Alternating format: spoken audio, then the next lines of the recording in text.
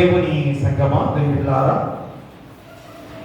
మరి యొక్క పరిశుద్ధ విశ్రాంతి దినము ఈస్టర్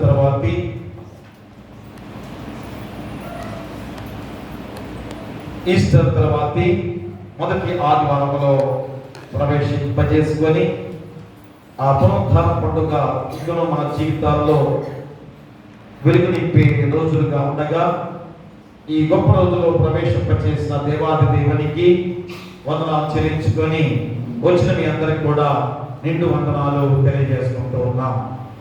ఈరోజు మనకి ఇచ్చిన లేఖన భాగాలుగా పాత పాఠ్య భాగము యోబు గ్రంథము 19వ అధ్యాయం 25 నుంచి 27 వచనాలు. యోబు గ్రంథము 19వ అధ్యాయము 25 నుంచి 27 వచనాలు.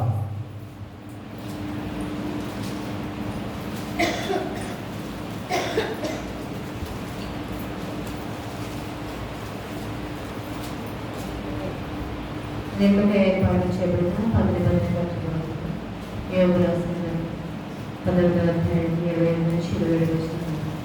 అయితే నా విమోచకుడు సజీవుడని, తర్వాత ఆయన భూమి మీద నిలిచిననియు నేను ఎరుగుదును. ఇలాగూ నా చర్మము చీకిపోయిన తర్వాత శరీరంతో నేను దేవుడిని చూచెదను. నా మట్టుకు నేనే చూచెదను, మరి ఎవరునూ కాదు. నేనే కనులారా ఆయన చూచెదను. నాలో నా అంతరంగములను కృషించి ఉన్నవి. ఇంతటితో 19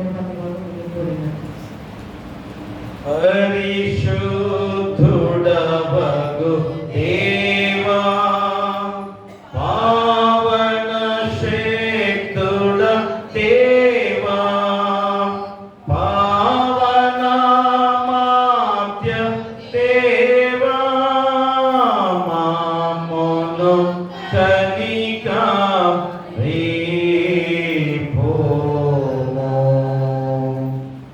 అలాగే పత్రిక పాఠ్య భాగం నుంచి పరిశుద్ధులైన పేతురు రాసిన మొదటి పత్రిక 1వ అధ్యాయము 17 నుంచి 2వ అధ్యాయం 3 వచనాల వరకు. పరిశుద్ధులైన పేతురు రాసిన మొదటి పత్రిక 1వ అధ్యాయము 17వ వచనం మొదలుకొని 2వ అధ్యాయం 3వ వచనం వరకు. చేయబడిన పత్రిక పాఠ్యభాగం పేతురు రాసిన మొదటి పత్రిక 1వ అధ్యాయం 17 నుంచి 2వ అధ్యాయం 3వ వచనం.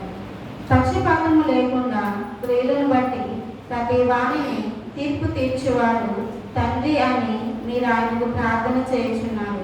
కనుక మీరు పరిశుద్ధులై ఉన్నంత కాలము భయముతో గడుపుడి. పితృపారంపర్యమైన మీ వ్యర్థ ప్రవర్తనను విడిచిపెట్టున్నట్లుగా వెండి బంగారముల వంటి క్షయ వస్తువుల చేత మీరు విమోచింపబడలేదు కానీ అమూల్యమైన రక్తము చేత, అనగా నిర్దోషమును నిష్కలంకమునకు గొర్రెపిల్ల వంటి క్రీస్తు రక్తము చేత విమోచింపబడితరని మీరు ఎరుగుదురు కదా.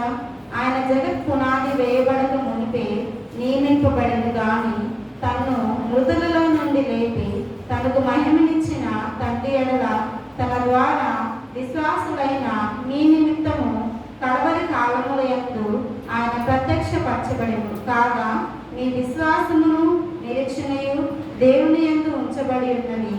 మీరు క్షయ బీజము నుండి కాక శాశ్వతమగు జీవము గల దేవుని వాక్యం మూలముగా అక్షయ బీజము నుండి పుట్టింపబడిన వారు కనుక నిష్కపటమైన సహోదర ప్రేమ కలుగునట్లు మీరు సత్యమునకు విధేయులవుట చేత మీ మనసులను పవిత్రపరచుకుని వారై ఉండి ఒకరినొకడు హృదయపూర్వకముగాను నికటముగాను ప్రేమించుడి. ఏలయనగా సర్వ శరీరులు గడ్డిని పోలినవారు, వారి అందమంతయు గడ్డి పువ్వు వలె ఉన్నది. గడ్డి ఎండును, దాని పువ్వు రాలును, అయితే ప్రభు వాక్యము ఎల్లప్పుడూ నిలుచును. మీకు ప్రకటింపబడిన సువార్త ఈ వాక్యమే. ప్రభు దయాళులని మీరు రుచి చూచి ఉండేలా సమస్తమైన దుష్టత్వమును, సమస్తమైన కపటమును, వేషధారణను, అసూయను, సమస్త దూషణ మాటలను మాని క్రొత్తగా జన్మించిన శిశువులను పోలిన వారై నిర్మలమైన వాక్యములను వాక్యంలో ఎదుగు నిమిత్తమును ఆ పాలన అపేక్షించుడి. ఇంతటితో పత్రికా పాఠ్యభాగం ముగించబడింది. హల్లెలూయా హల్లెలూయా హల్లెలూయా. సువార్త పాఠ్యభాగం నుంచి పరిశుద్ధుడైన యోహాను రాసిన సువార్త 2వ అధ్యాయం 21వ అధ్యాయము 15 నుంచి 19 వచనాలు. పరిశుద్ధుడైన యోహాను రాసిన సువార్త 21వ అధ్యాయము 15 నుంచి 19 వచనాలు. ఓ ప్రభువా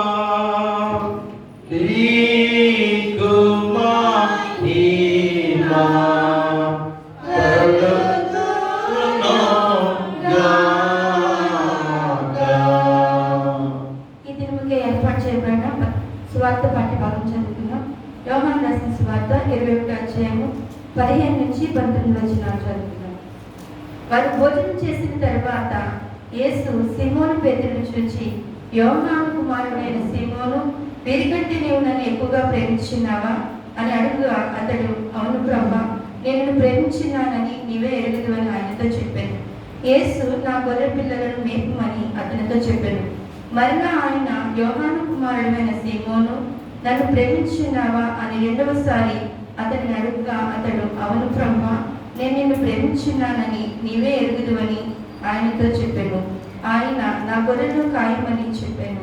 మూడవసారి ఆయన, యోహాను కుమారుడైన సీమోను, నన్ను ప్రేమించుచున్నావా అని అతన్ని అడుగగా, నన్ను ప్రేమించుచున్నావా అని మూడవసారి తను అడిగినందుకు పేతురు వ్యసనపడి, ప్రభువా, నీవు సమస్తము ఎరిగిన వాడవు, నేను ప్రేమించున్నానని నీవే ఎరుగుదువని ఆయనతో చెప్పాను. యేసు, నా గొర్రెలను మేపుము, నువ్వు యవనుడవై ఉండినప్పుడు నీ అంతటా నీవే నడుము కట్టుకుని నీకు ఇష్టమైన చోటికి వెళ్ళి చుట్టివి. నీవు ముసలివాడవైనప్పుడు నీ చేతులు నీవు చాచుదువు, వేరొకడు నీ నడుము కట్టి నీకు ఇష్టము కాని చోటికి నేను మోసుకొని పోవునని నీతో నిశ్చయంగా చెప్పుచున్నానని అతనితో చెప్పాను. అతడు ఎట్టి మరణం వల్ల దేవుని మహిమపరచుచున్నాడో దాన్ని సూచించి ఆయన ఈ మాట చెప్పాను. ఇట్లు చెప్పి నన్ను వెంబడించమని అతనితో అనేను. ఇంతతో స్వార్థ పట్టబడింది. ఓ క్రీస్తు నీకు స్తోత్రము కలుగునుగాక. అందరము కలిసి నికేయ విశ్వాస ప్రమాణం చెప్పుకుందాం. భూమి ఆకాశములను దృశ్యాదృశ్యమగు సమస్తమును సృజించిన సర్వశక్తి గల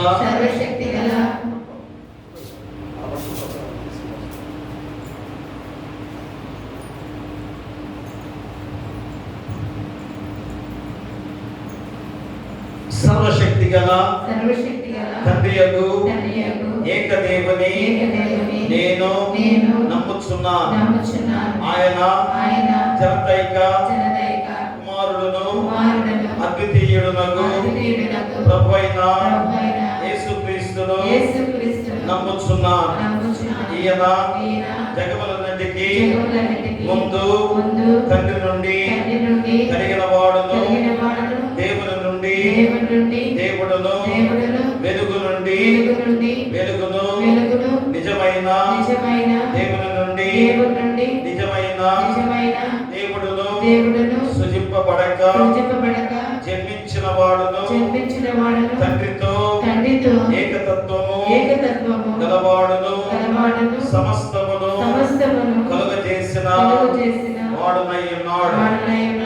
ఈయన మానవులమగు మన కొరకును మన రక్షణ కొరకును పరలోకము నుండి దిగి కన్యయగు మరియ నుండి పరిశుద్ధాత్మ వలన అవతరించి పుట్టి మనుష్యుడాయననియు పొంతి పిలాతు అధికారము క్రింద మన కొరకు సిలువ వేయబడి శ్రమనుంది సమాధి చేయబడ్డనియు లేఖనముల ప్రకారము మూడవ దినమున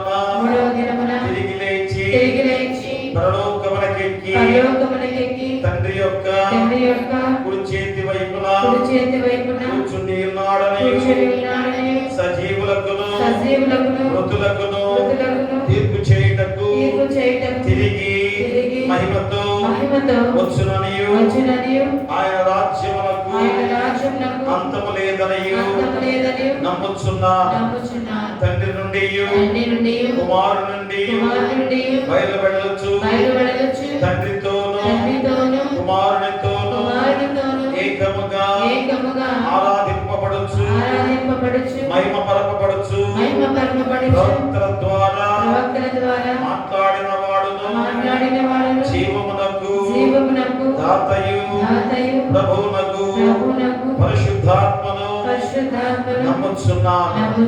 మరియు పరిశుద్ధమైన క్రైస్తవ అపోస్తుల ఏక సంఘమును నమ్ముచున్నాను. పాప పరిహారమునకైనా ఒకే బాప్తిస్మము ఒప్పుకొనుచు మృతుల పునరుద్ధానము కొరకును రాబోవు లోక సంబంధములు బ్రతుకు కొరకును నిరీక్షించుచున్నాను. ఆమేన్. దయచేసి కూర్చోండి.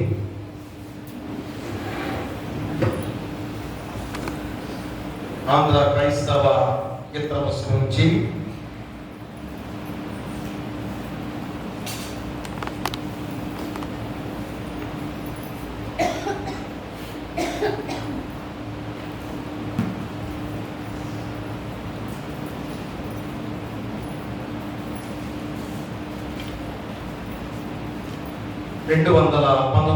కీర్తన. క్రీస్తు లేచెను హల్లెలూయా, క్రీస్తు నన్ను లేపు. క్రీస్తు లేచెను హల్లెలూయా, క్రీస్తు నన్ను లేపును. క్రీస్తు లేచెను హల్లెలూయా, క్రీస్తు నన్ను లేపును. ఇది యేసు నాద సత్యం ఇలను చాటుడి నిత్యము. క్రీస్తు లేచెను హల్లెలూయా, క్రీస్తు నన్ను లేపును. ఋతుల పునరు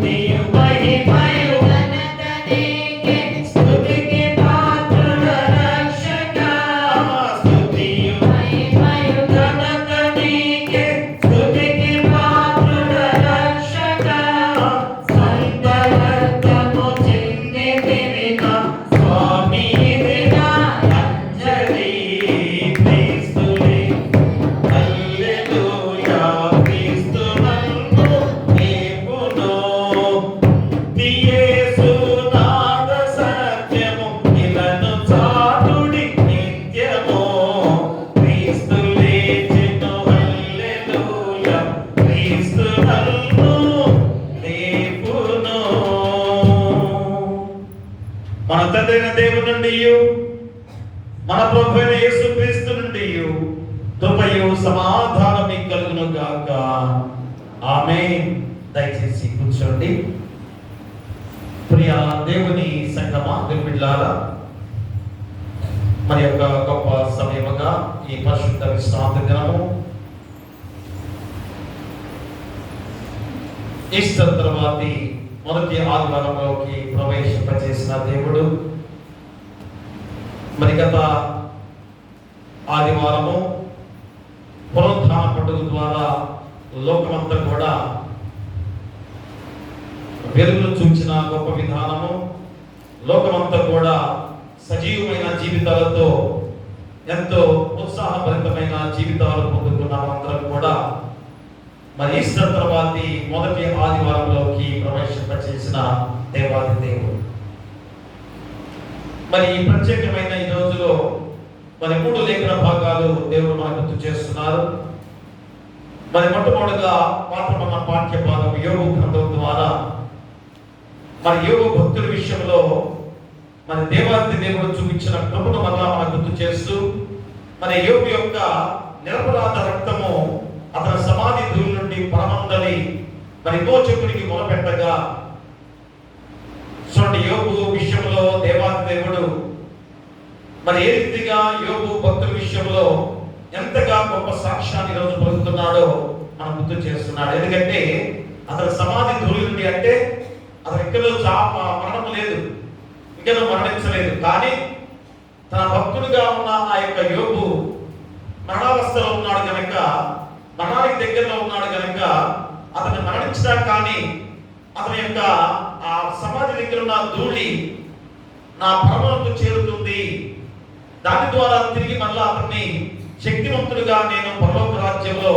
ఏర్పాటు చేసుకుంటాను అనే గొప్ప విధానం ద్వారా మా యోబు భక్తుల విషయంలో దేవుడు గుర్తు చేసే విధానంలో మరి ఎంత గొప్ప విధానంలో గొప్ప సాక్ష్యముగా నా యొక్క విమోచకుడు సజీవుడు అనే ఆ గొప్ప పదాన్ని ఈరోజు యోబు భక్తుల ద్వారా ముందుగానే తెలియజేసిన విధానం. ఎవరు మనల్ని విమోచించింది, ఎవరు మనల్ని విమోచన మార్గంలో నడిపించింది మనందరికీ తెలుసు కదా. ఈ 40 రోజుల ఈ శిలువ యాగం ద్వారా మనందరం కూడా మరి పునరుత్థాన పండుగ జరుపుకున్న అందరం కూడా మరి ఆయా శక్తిమంతుడు ఎలాంటిగా శక్తిమంతుడై ఉన్నాడో ఆయన మరణం ద్వారా తిరిగి మనందరికి కూడా బ్రతికించిన సందర్భాన్ని ఈరోజు మనందరం గుర్తు చేసుకుంటే, మరి యోబు భక్తులు ముందుగానే శ్రమించాడు, నా విమోచకుడు సజీవుడనియు.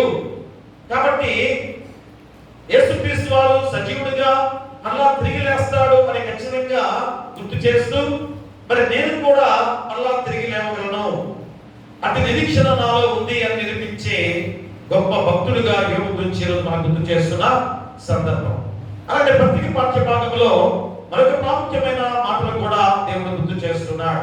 ఏమిటనగా పేతురు విశ్వాసులను బలపరుస్తూ మరి దేవుని వాక్యం వలన మీరు నూతన జీవితాన్ని సంతరించుకున్నారని, మరి కావున కొత్తగా జీవించిన శిష్యులు పోలిన వారి రక్షణలో ఎదిగేందుకు దేవుని వాక్యం అనే పాలను ఆపేక్షించుడని తన లేఖలో ప్రోత్సహిస్తూ ఈరోజు పేతురు రాసిన మొదటి పత్రిక ద్వారా దేవుని వాక్యాన్ని సిద్ధపరుచున్నారు. మరి సువార్త పాఠ్య భాగంలో మరొక ప్రాముఖ్యమైన మాటలు కూడా దేవుడు గుర్తు చేస్తున్నాడు.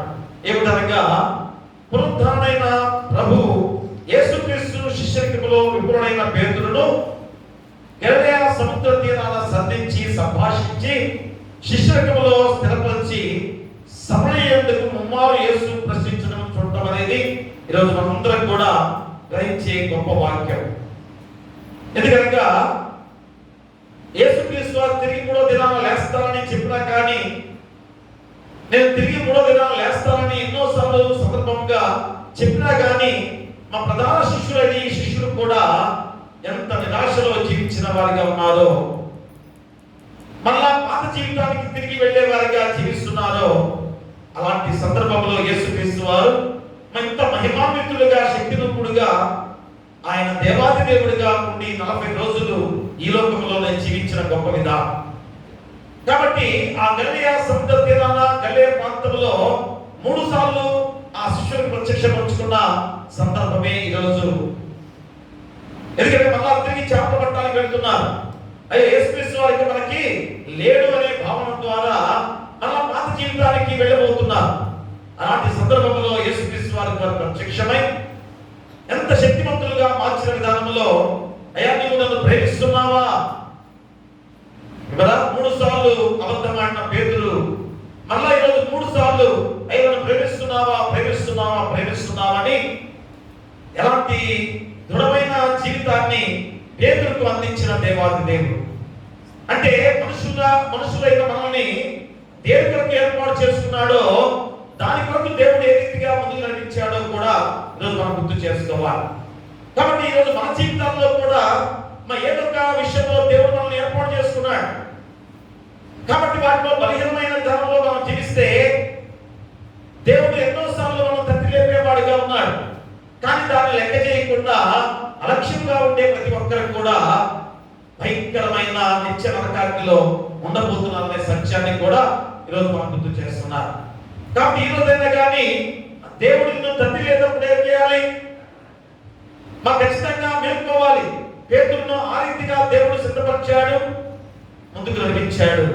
ఎంత గొప్ప హతసాక్షిగా ఆ రోమాలో తలకిందులుగా సిలువేయబడి హతసాక్షిగా మార్చబడ్డ పేతురు జీవితాన్ని కూడా ఈరోజు మనం గుర్తు చేస్తున్నాం. కాబట్టి ఈరోజు ఈ 3 లేఖన భాగాలు ఎంత చక్కగా ఈరోజు మనకి గుర్తు చేస్తున్నాడు అనగా, మన చక్కటి అంశంతో ఈరోజు గుర్తు చేస్తున్నాడు అనగా, బ్రతికి ఉన్న విమోచకులతో సంబంధము, నిత్య జీవానికి మార్గము అనే అంశాన్ని ఈరోజు మనం గుర్తు చేస్తున్నాడు. సో చక్కటి అంశం ఏంటది? బ్రతికి ఉన్న విమోచకులతో మా సంబంధం. సజీవుడు, ఆయన మరణం లేదు, కానీ మనం మరణించాడు అనే భావనలో జీవిస్తున్నాం. మా శిష్యులు కూడా అదే రీతిలో జీవిస్తున్నారు. అందుకని ఈ అంశంలో ఎందుకు మాకు గుర్తు చేసింది?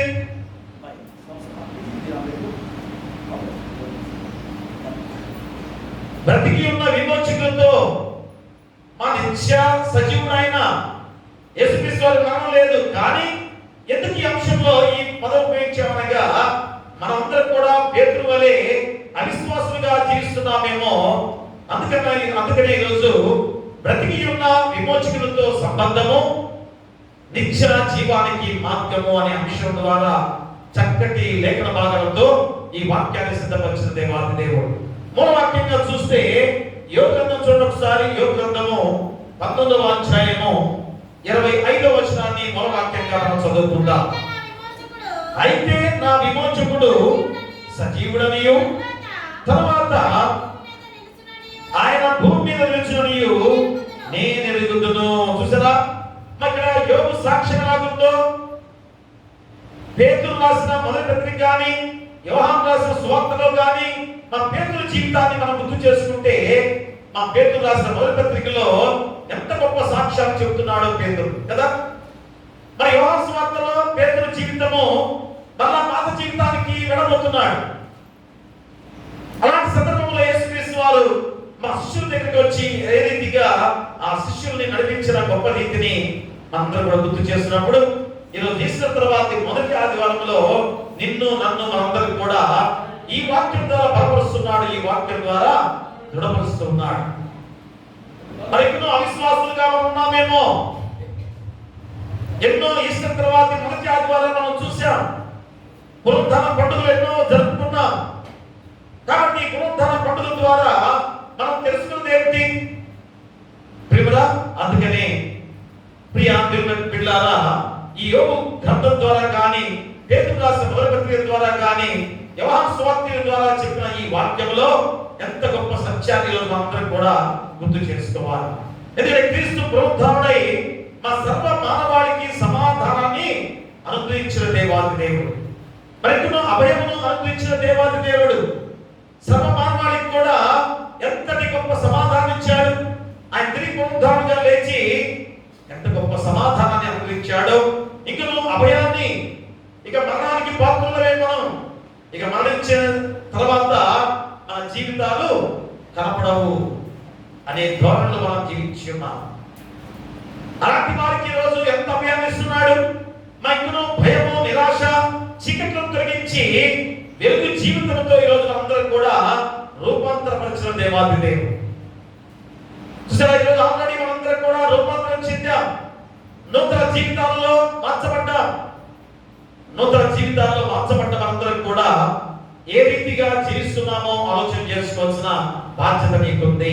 అందుకని నూతన నామము, నూతన నిరీక్షణ, నూతన జీవిత మార్గమును నిర్దేశించిన దేవాది దేవుడి రోజు మనందరం కూడా. ఇక నువ్వు పాత జీవితంలో ఉన్నావా? మా పేదల్లాగా మళ్ళా పాత జీవితానికి వెళుతున్నావా? అందుకని గుర్తు చేస్తున్నాడు ఏమని? నూతనంగా జన్మించిన జీవితమును అందరూ కూడా అనుగ్రహించిన దేవాది దేవుడు. కాబట్టి ఆమె పాత రోత జీవితం ద్వారా పడిపోయిన నీ జీవితాన్ని వదిలిపెట్టి పరిపూర్ణంగా దేవుణ్ణి వెంబడించాల్సిన బాధ్యత నీపై ఉంది. కాబట్టి మనల్ని నూతన జన్మకి ఎన్నిక చేయబడ్డ జీవితాలతో మనందరం కూడా జీవిస్తున్న వారిగా మనం ఉన్నాం. మన నూతన జీవితానికి ఎంచబడ్డ మనందరం కూడా మరి ఏ రీతిగా జీవించాలి? చూడండి, ప్రతి వాక్యంలో కూడా మరి ఈరోజు మనం జీవించే జీవితాలు ఎలా ఉండాలి అనే విధానంలో మనల్ని స్మరిస్తూ ప్రతిరోజు కూడా వాక్యాన్ని మనం బోధిస్తున్న గొప్ప సత్యం. అందుకని ఈరోజు ఈస్టర్ తర్వాత మొదటి ఆదివారం అనే విధానంలో ఎందుకు మనం గుర్తు చేస్తున్నాడు అనగా, యేసుక్రీస్తు వారు తిరిగి లేచిన మహిమ రూపం ఎలాంటిదో అందరికీ తెలుసు కదా. మా శక్తివంతమైన దేవాది దేవుడు రూపంతో ఉన్నవాడు. మరి ఇక్కడ 40 రోజులు ఈ లోకంలో ఉన్నాడు. ఎందుకు? మనం ఇక్కడ అవిశ్వాసులుగా పాత రోత జీవితాలతో జీవిస్తున్నామేమో కానీ అలాంటి జీవితాన్ని మార్చడానికి దేవాది దేవుడుగా యేసుక్రీస్తు వారు 40 రోజులు ఈ లోకంలో జీవించిన వాడిగా గుర్తు చేస్తున్న సందర్భం. ఎందుకంటే మా పరిపూర్ణమైన మానవుడు, పరిపూర్ణమైన దేవత్వం కలిగిన వాడు యేసుక్రీస్తు వారు. ఇక మానవ ఆకారం అయిపోయింది, మానవ జీవితం అయిపోయింది. ఇక దేవత్వంతో కూడిన దేవుడుగా యేసుక్రీస్తు వారిని 40 రోజులు కూడా ఈ లోకంలో జీవించిన గొప్ప దైవత్వాన్ని మనకు చూపిస్తున్న గొప్ప విధానాన్ని. అందుకని మా సమాధానకరమైన ఆ జీవితాన్ని అందించిన దేవాది దేవుడిగా ఉండగా ఆ నిత్య జీవంలో నడవటానికి నువ్వు సిద్ధంగా ఉన్నావా? ఆ నిత్య జీవమైన మార్గంలో అనుసరించేవాడిగా జీవిస్తున్నావో లేదో గుర్తు చేసుకోవాలి. కాబట్టి మా బ్రతికి ఉన్న విమోచకులతో సంబంధం కలిగి ఉండాల్సిన బాధ్యత మనకు ఉంది కదా. అది ఏమైతుంది? నిత్య జీవానికి మార్గంగా చూపిస్తుంది. ఎప్పుడైతే బ్రతికి ఉన్న విమోచకులతో సంబంధాన్ని పెట్టుకున్నావో నిత్య జీవానికి మార్గంలో నడిపిస్తుంది అని గుర్తు చేస్తున్నా. అంతేగాని అయ్యా ఏముందిలేండి ఈ జీవితంలో, యేసుక్రీస్తు వారు ఆయన ఎందుకు వచ్చాడు, ఎందుకు మరణించాడు, ఎందుకు మళ్ళా తిరిగి ఆరోహణ వెళ్ళాడు, రెండో రాకడానికి ఎందుకు వస్తున్నాడో మాకెందుకండి, ఈ లోకంలో జీవించిన ఈ జీవితము తినము త్రాగుము సుఖించులాగా జీవిస్తే చాలని అని అనుకుంటున్నావేమో ప్రియ దేవుడారా. దేవుడితో సంబంధం కలిగి ఉండడానికే మానవుగా దిగి వచ్చాడు. దేవునికి మనుషులకి మధ్యవర్తిగా యేసుక్రీస్తు వారు ఈ 40 రోజుల శిలువ యాగాన్ని మనందరం కూడా కన్నీరుతో ఎంతగా దేవుణ్ణి మహిమపరుచుకున్నామో మనందరికీ తెలుసు కదా. ఈ 40 రోజుల ప్రయాణంలో నీ జీవితాన్ని ఎంతవరకు మార్చుకున్నావో గుర్తు చేసుకోవాలి. అందుకనే పునరుద్ధాన పండుగ రోజు నీ జీవితాన్ని ఎంత సంతోషంగా సమాధాన పంచుకున్నామో కూడా మనం గుర్తు చేసుకొని ఇకనైనా ఈ పాత జీవితానికి వెళ్లకుండా నూతన మార్గంలో నడవాల్సిన బాధ్యత నీపై ఉంది. అందుకనే ఈ చక్కటి అంశం ద్వారా బ్రతికి ఉన్న విమోచకులతో సంబంధము నిత్య జీవానికి మార్గము. కాబట్టి అలాంటి నిత్య జీవానికి మార్గముగా చూపిస్తుండగా మరి నువ్వు ఎలాగ ప్రయాణం చేయాలో నీకు గుర్తు చేస్తున్నాడు. మా యేసుక్రీస్తు వారితో ఎలాంటి సంబంధం కలిగి ఉండాలో నీకు గుర్తు చేస్తున్నాడు. ఎలాంటి సంబంధం కలిగి ఉండాలి? 3 ఉపంశాలుగా నీకు గుర్తు చేస్తున్నాడు. ఒకటి, బ్రతికి ఉన్న విమోచకులపై నమ్మకము. మొట్టమొదటి ఏంటి? బ్రతికి ఉన్న విమోచకులపై నమ్మకము. అంటే దేవునితో సంబంధం ఎలా ఉండాలి? పరిపూర్ణమైన విశ్వాసం కలిగి ఉండాలి. మా పరిపూర్ణమైన నమ్మకంతో జీవించాలి. అదే మొదటి ఉపంశం ద్వారా బ్రతికి ఉన్న విమోచకులపై నమ్మకము. చూడండి, యోబు గ్రంథము 19వ అధ్యాయంలో 26వ వచనాన్ని చదవండి. ఎలాగో నా చర్మము చీకిపోయిన తర్వాత శరీరముతో నేను దేవుని చూచెదను. ప్రేమరా, ఎంత గొప్ప సాక్ష్యము యోబు. మా యోబు భక్తులు ఎంత గొప్ప సాక్ష్యము. ఇలాగ నా చర్మం చీకిపోయిన తర్వాత శరీరంతో నేను దేవుని చూచెదను. ఎందుకని పైన ఎవరు చెప్తున్నాడు? అయితే నా విమోచకులు సజీవుడనియు తర్వాత ఆయన భూమి మీద నిలిచిననియు నేను ఎరుగుదును. ఇలాగ నా చర్మం చిక్కిపోయిన తర్వాత శరీరంతో నేను దేవుడిని చూచెదను అంటే యోబు మాటలలో తను విడిపించే వారి లక్షణాలు చెప్తున్నాడు. చూడండి కదా, యోబు యేసుక్రీస్తు వారి యొక్క లక్షణాలు చెబుతున్నాడు. ఎప్పుడు ముందుగానే యేసుక్రీస్తు వారు జన్మించక ముందుగానే యేసుక్రీస్తు వారు ఎలాంటి శక్తిమంతుడు, ఎలాంటి శక్తిమంతుడు అనగా సజీవుడు అని ముందుగానే చెబుతున్నాడు. మా భూమి మీద నిలిచేవాడని రెండు యేసుక్రీస్తు వారిలో ఉన్నాయని ముందుగానే చెప్పిన లేఖనాలు ప్రవచనాలు చూస్తారా. ఇంతగా తెలియజేయబడిన తర్వాత కూడా ఇప్పుడు మనం కూడా ఇదిగో నా విమోచకుడు సజీవుడని గుడ్డ మీద చేవేసుకొని చెప్పగలవా? చెబుతున్నావా? నా విమోచకుడు సజీవుడను గుడ్డ మీద చేవేసుకొని చెప్పేవాడు అయితే ఈ లోకంలో ఇంత భయంకరమైన పాపము తాండవిస్తుందా? మా ఇంట్లో చెడు మార్గంలో మనం జీవించగలమా? అందుకని యోబు జీవితాన్ని మనకి మళ్ళా గుర్తు చేస్తున్నాడు. నీతివంతుడు, యథార్థవంతుడు, ఎంత గొప్ప భక్తి గలవాడో దేవాది దేవుడే పరీక్ష పెట్టాడు యోబు కదా. అపవాది శోధించడానికి ఎంత ప్రయత్నం చేస్తుంది, అటు ఇటు తిరుగుతుంది, ఏ మాత్రం కూడా బలహీనంగా కాట్లేదు యోబు.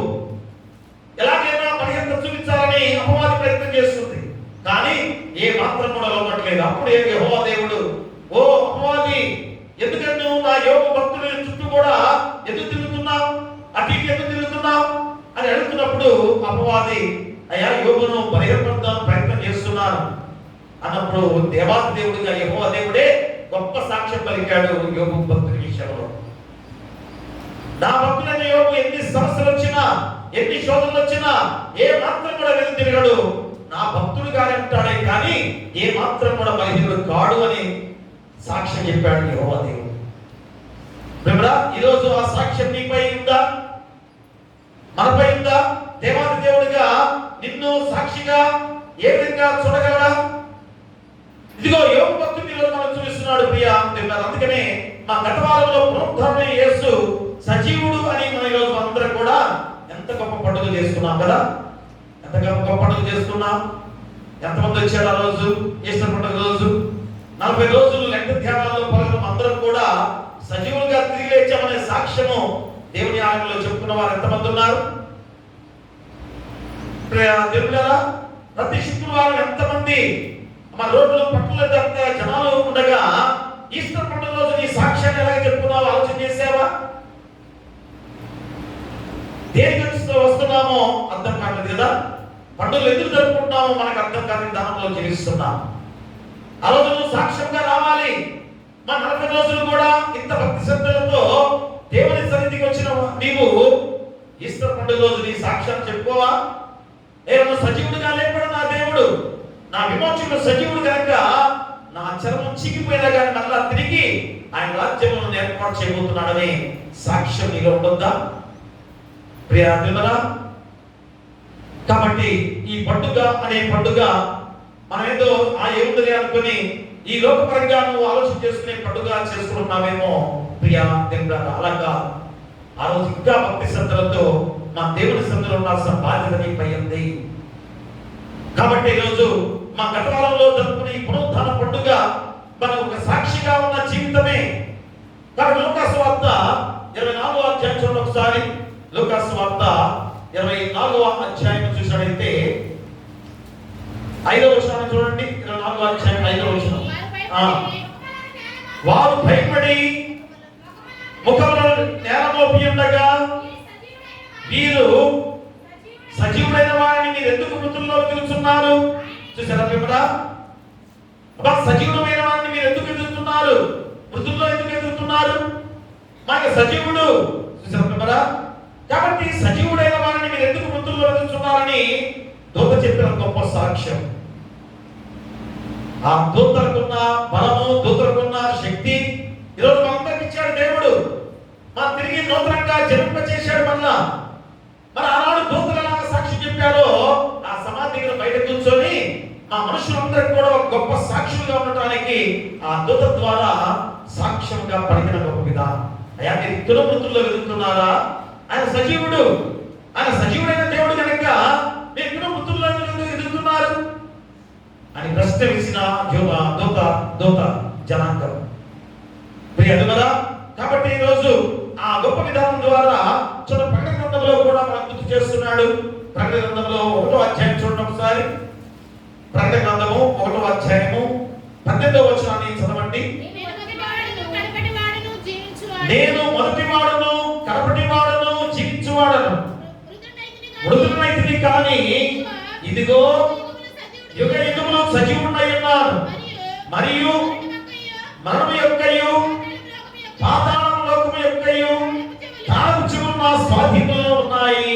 ప్రియా దేవుని పిల్లారా, నేను మొదటివాడును కడపటివాడును జీవించువాడును, మృతుడనైతిని కానీ ఇదిగో యుగ యుగములు సజీవుడై ఉన్నాను.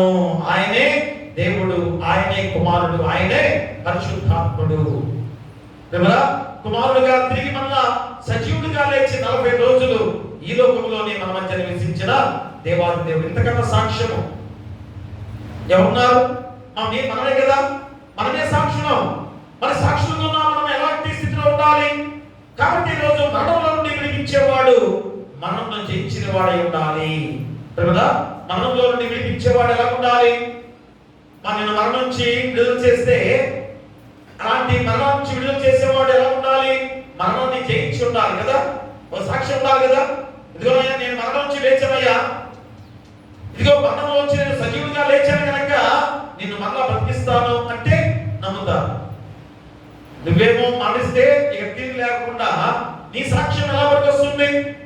కాబట్టి ఈరోజు యేసుక్రీస్తు వారు మొట్టమొదటిగా మరణించి తిరిగి లేచి అందరూ కూడా బ్రతికించిన దేవాది దేవుడు కనుక ఎంతకన్నా గొప్ప సాక్ష్యం ఉంటుంది? ప్రత్యక్షంగా చూశాం. ఆయన మరణించి తిరిగి లేచాడు అన్నట్టుగా మళ్ళా ఆ తండ్రి కృపార్శనం కూర్చున్న దేవాది దేవుడిగా ఉన్నాడు. కాబట్టి అంతకన్నా గొప్ప సాక్ష్యము ఇక ఎక్కడ లేదు. కాబట్టి మరణమును జయించి తిరిగి లేచిన వాడు యేసు తప్ప మరెవరునూ లేడు. కొరింథీయులకు రాసిన మొదటి పత్రిక చూడండి ఒకసారి. కొరింథీయులకు రాసిన మొదటి పత్రిక 15వ అధ్యాయము 20వ వచనాన్ని చదవండి.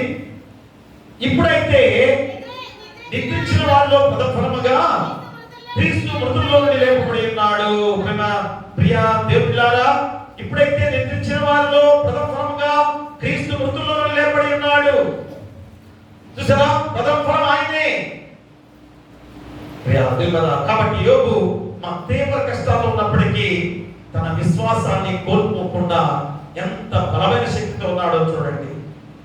అపవాది ఎంత శోధించినా గానీ ఏమాత్రమైనా తొట్టుపాటుపడ్డా? ఈరోజు అందుకని యోబు భక్తుల గురించి ఎందుకు చెబుతున్నాడు అనగా, అపవాది శోధించాలని తిరుగుతుంది అటు ఇటు, కానీ ఏ మాత్రం కూడా లొంగకుండా బిడ్డలు మరణించారు, ఆస్తి అంతా కూడా పోయింది, ఎంత భయంకరమైన వ్యాధిగ్రస్తులు అయిపోయాడు. మా స్నేహితులు, మంచి స్నేహితులు వచ్చారు, ముగ్గురు కూడా మా పీడిస్తున్నారు. స్నేహితులు వచ్చేసి శోధిస్తున్నారు. ఎలాగా? అయ్యా నువ్వు ఏదో తప్పు చేశావు కాబట్టి దేవుడు నీకు శిక్ష వేశాడని పదే గుర్తు చేస్తున్నప్పుడు కన్నీటి ధారలుగా యోబు భక్తుడు ఎంత గొప్పగా దేవుని వేడుకున్నాడో అదే ఈరోజు చెబుతున్నాడు. నా విమోచకుడు సజీవుడని మా ఎంత గొప్ప సాక్ష్యము. మళ్ళా నా చర్మం చీకిపోయినా గానీ, అంటే సమాధిలో పాతిపెట్టిన తర్వాత ఈ శరీరం కుళ్ళిపోయి పాడైపోతుంది కదా, అయినా కానీ దేవుడు మళ్ళా తిరిగి నన్ను సజీవుడుగా ఆయన దగ్గర నిల్చోబెడతాడు అని ఎంత గొప్ప సాక్ష్యం. ఆ సాక్ష్యం నీలో ఉందా, నాలో ఉందా, మనలో ఉందా? ఎవరి వారుగా మేము ప్రశ్నలు చేసుకోవడానికి దేవుడి వాక్యాన్ని గుర్తు చేస్తున్నాడు. ప్రేమదా, అందుకని యోబు చివరి వరకు కూడా ఏ మాత్రం కూడా అపవాదికి లోను కాలేదు కదా. పక్క చిక్కి శరీరైపోయాడు, గోపుకోవడానికి శక్తి లేదు. ఒక చిన్న బిడ్డను తీసుకున్నాడు, గోపుకున్నాడు. పాపం మా భార్య వచ్చింది, అయ్యా ఎందుకు నీ దేవుణ్ణి ఆరాధిస్తున్నావు? ఇంకా నీ దేవుని దూషించి మరణించవచ్చు కదా, ఎందుకు ఈ భయంకరమైన చావు, ఈ భయంకరమైన స్థితి, ఈ భయంకర స్థితి ఎందుకు అని ఎంతగా భార్య కూడా ఎంత తప్పు చూపుతో మాట్లాడిన మాటలు మా యోబు హృదయాన్ని ఎంత కలిసి వేస్తుందో కదా. అయినా కానీ ఏ మాత్రం కూడా చరించకుండా ఆ దేవుడే నా దేవుడు, ఆయనే ఇచ్చాడు, ఆయనే తీసుకుంటాడు, దేవునికి మహిమ కలుగును గాక. ఎంత గొప్ప మాట కదా. ఆయన ఇచ్చాడు, ఆయన తీసుకుంటాడు కదమ్మా. ఈరోజు నిన్ను నన్ను మనల్ని కూడా సృష్టించింది దేవుడే కదా. మరి తీసుకుంటే ఏంటి అనే భావన ఎలా ఉండాలి? వచ్చినప్పుడు ఆయనపై విశ్వాసం చూపించే విధానం.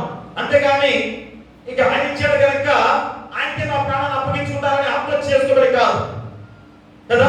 ఏదైనా శోధన వచ్చినప్పుడు ఏముందండి, ఈ శరీరాన్ని ఆయన ఇచ్చాడు కదా, తిరిగి మళ్ళీ నేనే ఆత్మహత్య చేసుకుని ఆయన దగ్గరికి పోతాను అనుకుంటున్నావేమో. అలాగా ఆత్మహత్య చేసుకునే వారు అందరూ కూడా పాపాత్ములే. మా వారు కూడా నరకంలో వేరొక గ్రంథంలో పేర్లు లిఖించబడ్డ వారు. అంతేగాని ఈ కష్టాలు ఈ శోధన నాకెందుకంటే ఆత్మహత్య చేసుకుంటే పోతుందని చెప్పేసి ఆ గడ్డి మందు తాగడమో, ఉరి వేసుకోవడమో, లేక ఇంకోటి చేసుకుంటారని చూసారా, వారందరూ కూడా మొట్టమొదటిగా ఆ నరకంలో భయంకరంగా వేదనతో బాధపడేవారే. ఏదో లోకంలో తట్టుకోలేక ఆత్మహత్య చేసుకునే ఉంటే ఒక్కసారి ఆలోచన చేసుకోండి. తర్వాత ఆ దేవాది దేవుడి దగ్గర ఉన్న ఆ నరక యాత్ర అసలు పడలేదు. ఈ లోకంలో జీవించే ఈ యొక్క యాత్రలో నీకు వచ్చే చిన్న కష్టం, ఆ చిన్న కష్టాన్ని ఓర్చుకోవాలి. మా దేవుడిపై నమ్మకంతో ముందుకు సాగాలి, సాధించగలం. కానీ ఈ రోజు మనము అది అపవాదికి లోనైపోయి ఆత్మహత్య చేసుకుని జీవితాలను పాడు చేసుకుంటే మా దేవుడిని మనం అందరం కూడా విశ్వసించని వారిగా, దేవుడిపై నమ్మకం లేని వారిగా ఉన్నట్లు కూడా గుర్తు చేస్తున్నారు. కాబట్టి అందరం కూడా గుర్తు చేసుకోవాల్సిన బాధ్యత. అందుకని నా విమోచకుడు బ్రతికి ఉన్నాడని గొప్ప సాక్ష్యం ద్వారా ఈ యోగు చెప్పిన గొప్ప మాటలు మనం గుర్తు చేసుకోవాలి. అందుకని ఆయన పరిస్థితులు కాదు, దేవుడు మన ఆశ బాధల మధ్యలో కూడా విశ్వాసం నిలపబడాలి. ఎన్ని బాధలు వచ్చినా, ఎన్ని శోధనలు వచ్చినా పరిపూర్ణమైన విశ్వాసం ఆయనపై చూపించాలి. అందుకని కీర్తన గ్రంథంలో 73వ అధ్యాయం చూడండి ఒకసారి. కీర్తన గ్రంథము 73వ అధ్యాయము 26వ వచనాన్ని చదవండి. నా శరీరము నా హృదయము క్షీణించిపోయినను, దేవుడు నిత్యము నా హృదయమునకు ఆశ్రయ దుర్గమును స్వాస్థ్యమునై ఉన్నాడు. నా శరీరము నా హృదయము క్షీణించిపోయినను, దేవుడు నిత్యము నా హృదయమునకు ఆశ్రయ దుర్గమును స్వాస్థ్యమునై ఉన్నాడు. ఎంత గొప్ప సాక్ష్యంతో ఈరోజు మా భక్తులందరూ కూడా మనం గుర్తు చేసినప్పుడు నీ హృదయ స్థితిని మార్చుకోవా. అందుకని మీరు కష్టాల్లో ఉన్నారా? ఈరోజు అడుగుతున్నాడు యోగు భక్తుల ద్వారా మనం అడుగుతున్న ప్రశ్న అదే. మీరు కష్టాల్లో ఉన్నారా? మీ విమోచకుడు బ్రతికినాడు అని నమ్మిన వారిగా మీరు ఉన్నట్లయితే ఖచ్చితంగా నిన్ను నీ కష్టాల్లోంచి బయటికి పడేసే దేవుడు ఆయనే. ఇక రెండవదిగా మనం చూస్తే మా పరిశుద్ధ జీవితం రక్షణ యొక్క ప్రతిఫలము. చూసారా, మొట్టమొదటిగా దేవుడిపై విశ్వాసం ఉంచాలి. రెండోది ఏంటి? పరిశుద్ధ జీవితం. ఆ పరిశుద్ధ జీవితం ఏం చేస్తుంది? రక్షణ యొక్క ప్రతిఫలం అదే. నువ్వు రక్షణ పొందుకున్నావు అంటున్నావు కదా, దాని ప్రతిఫలం అదే పరిశుద్ధ జీవితం గడపడమే. నేను రక్షించబడ్డానండి అనే మాట మన నోటి నుంచి వస్తుంది కదా.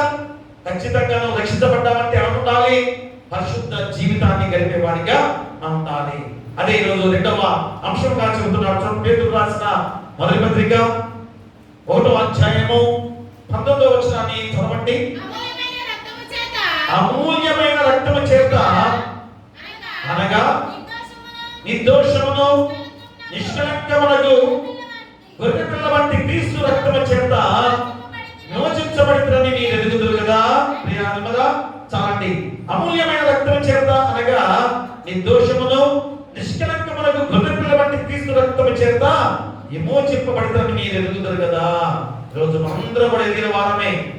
ప్రతి సంవత్సరం కూడా 40 రోజుల లెంట్ ధ్యానాలు, మా గుడ్ ఫ్రైడే రోజు అందరం కూడా 3 గంటల వరకు కూడా ధ్యానము, పునరుద్ధాన పండుగ రోజు మన పితరులను జ్ఞాపకం చేసుకుంటూ ఉదయం ఆరాధన, పెద్ద ఆరాధనలో పాల్గొని జై హే అంటూ మనందరం కూడా జై జై గీతాలు పాల్గొన్నాం. గొప్ప మాటలు కదా. గీతం గీతం జయ జయ గీతం చేయి పట్టి పాడెదమో, యేసురాజు లేచెను హల్లెలూయా స్తుతించెదమో. గీతం గీతం జయ జయ గీతం చేయి పట్టి పాడెదమో, యేసురాజు లేచెను హల్లెలూయా జయమపడించెదమో.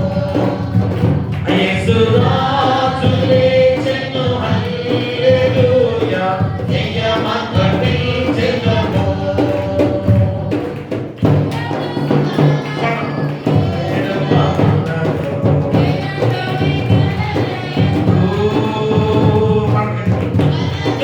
వలదు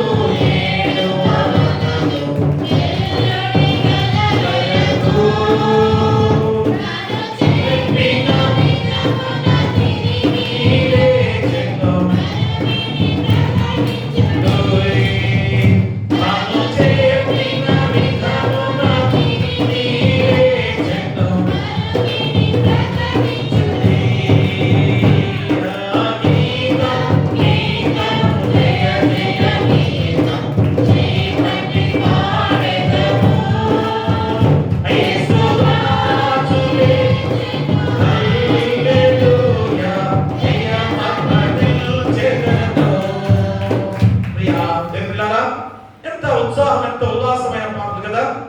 మా జయ జయ గీతాలు పాడుకుంటూ మనందరం కూడా ఆ పునరుద్ధాన పండుగగా జరుపుకున్నాం. ఎందుకు అనగా మన జీవితాన్ని తిరిగి బ్రతికించిన దేవుడు.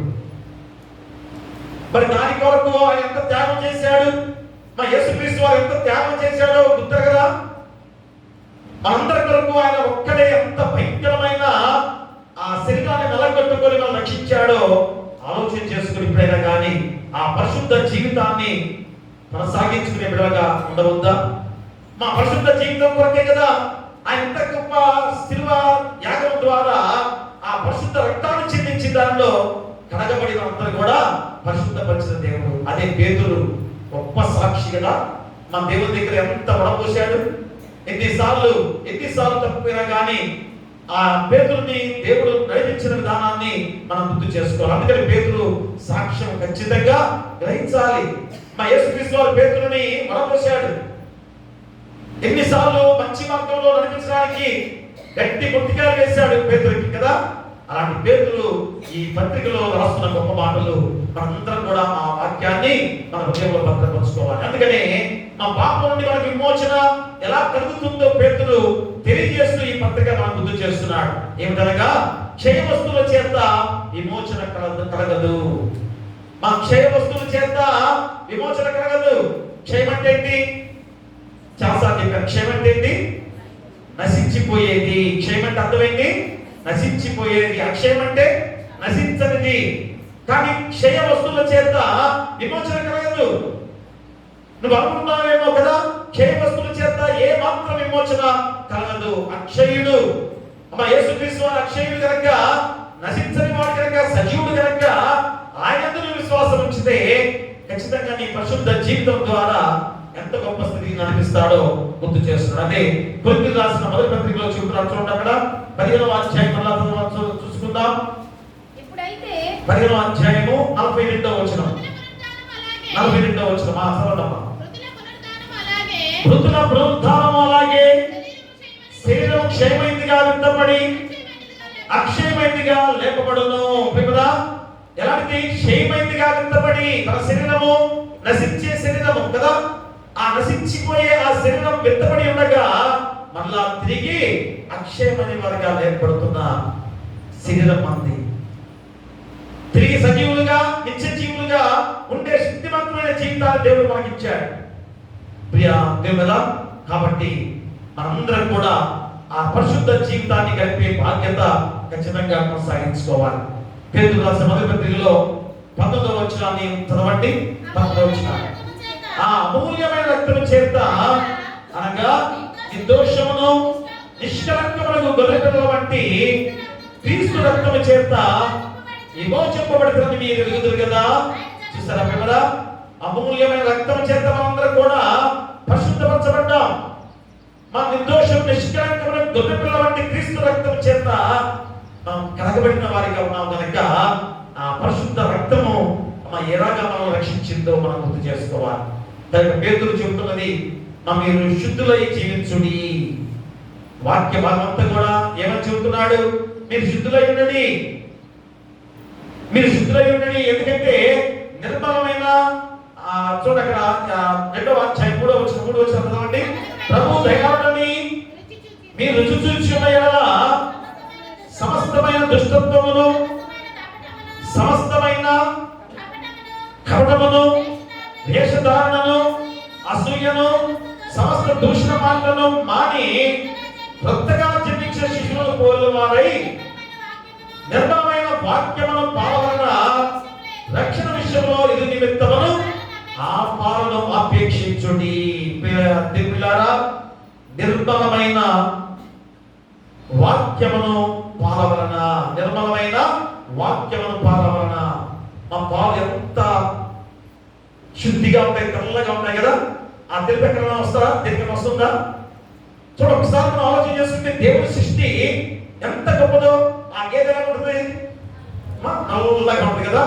మరి నల్లగా ఉన్న గేదె నుంచి ఎంత చక్కటి స్పష్టమైన తెలుపుతో కూడిన ఆ పాలు చూసినప్పుడు, ఆ తెల్లటి పాలు చూసినప్పుడు ఎంత హృదయం మనకి సంతోషంగా ఉంటుందో తెలియని రీతిలో మనకి తెలియకుండా మా ఎంతో శక్తిమంతులుగా పాలన చూసినట్టుంటే గొప్ప విధానం. అంటే తెలుగులో ఉన్న గొప్ప గుణం అదే కదా. అందుకని ఈరోజు పునరుద్ధారణగా లేచిన యేసుక్రీస్తు వారి కనుకనే ఈ తెలుపు వస్త్రాలు మనం ధరింప చేసుకున్నాం.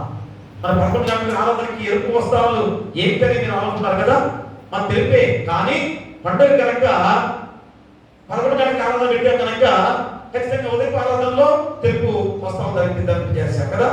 మరి మధ్యాహ్నం మన పండుగ కనుక పండుగ కొరకు ఎవరికి వస్త్రాలు ధరిస్తాం ఏంటి? రాజు గుర్తుగా, ఆయనే రాజుగా, మన పరిపాలించే రాజు ఆయనే, శాశ్వత రాజు ఆయనే గుర్తు చేయడానికి.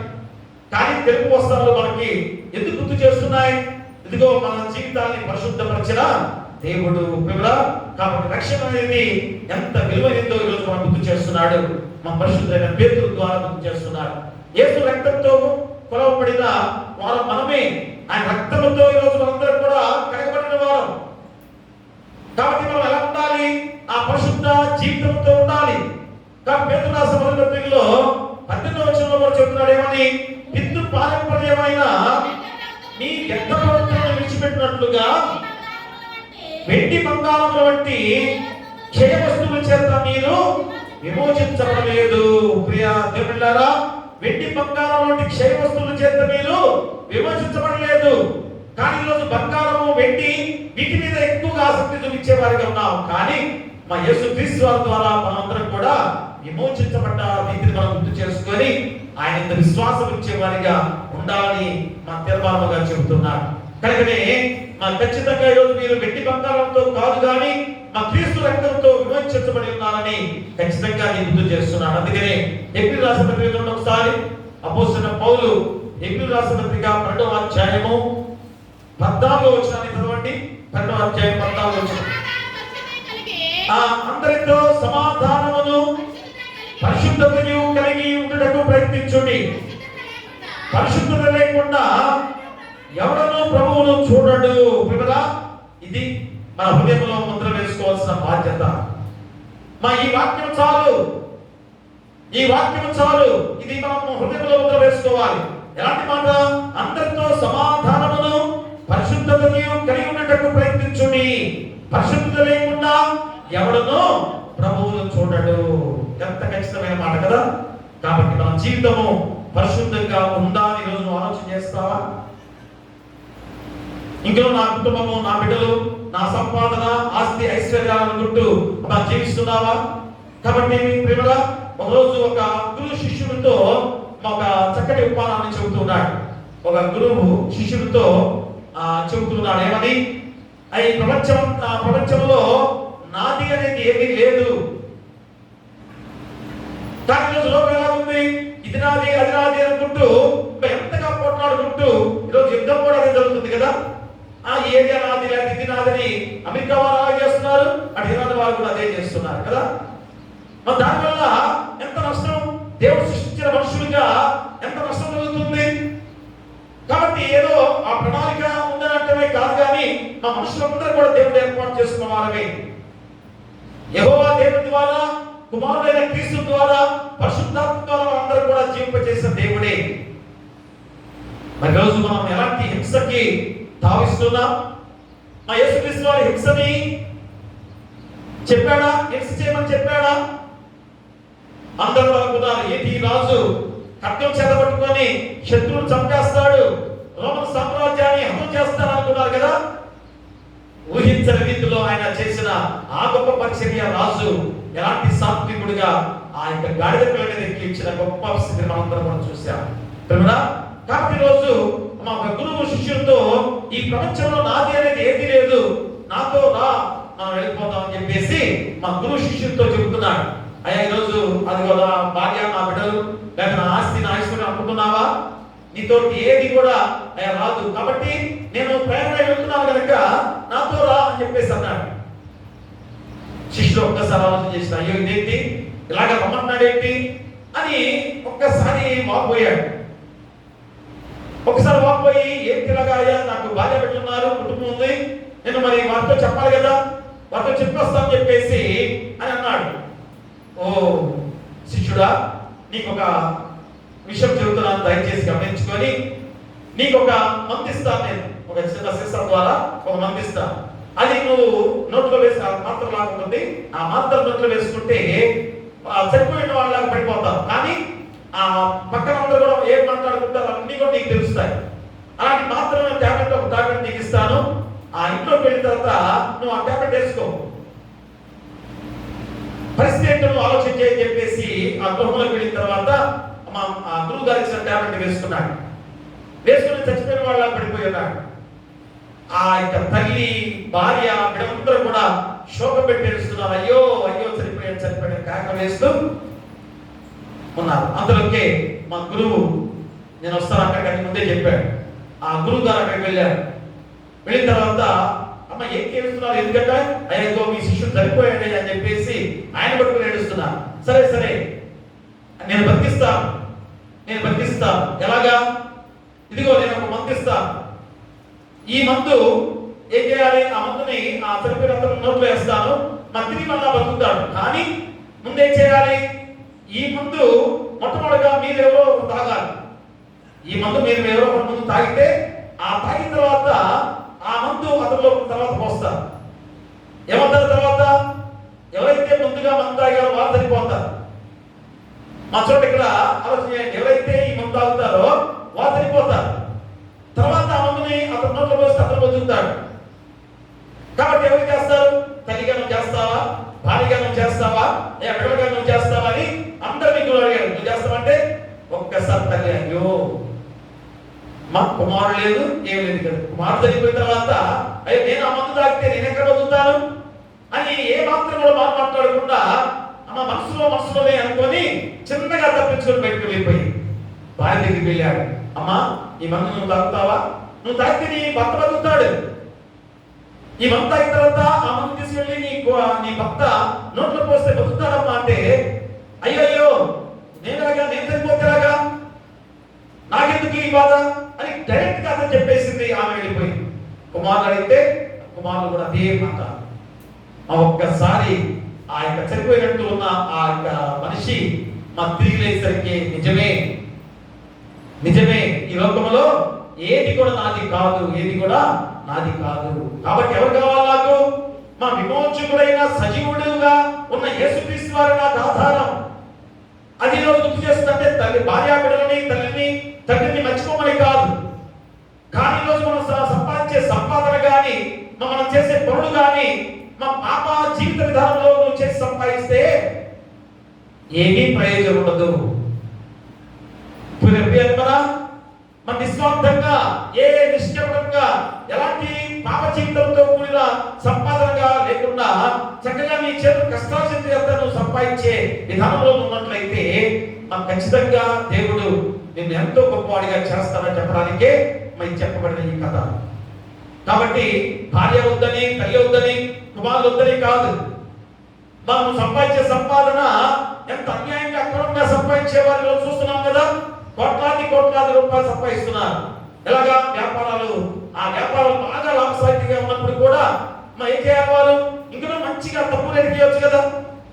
ఫస్ట్ అంటే ఒక 5 రూపాయలకి ఇచ్చిన వస్తువు ఉంది, మంచి లాభం వస్తుంది, ఒక 10 రూపాయలు తగ్గించి చెప్పవచ్చు కదా. కాదు, ఆ దాంట్లో ఉండే ఆ పదార్థం కూడా తగ్గిస్తున్నారు. దాంట్లో ఉన్న పదార్థం కూడా తగ్గించి ఇంకనూ తక్కువ రేటుగా, ఎక్కువ రేటుగా అమ్ముతున్నారు.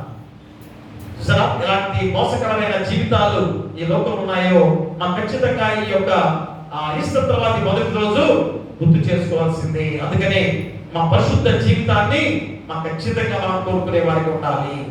ఇక మూడోదిగా మా ప్రేమతో సేవ చేయుట, యేసుతో సంబంధము. చివరిగా మూడోది ఏంటి, ప్రేమతో సేవ చేయుట.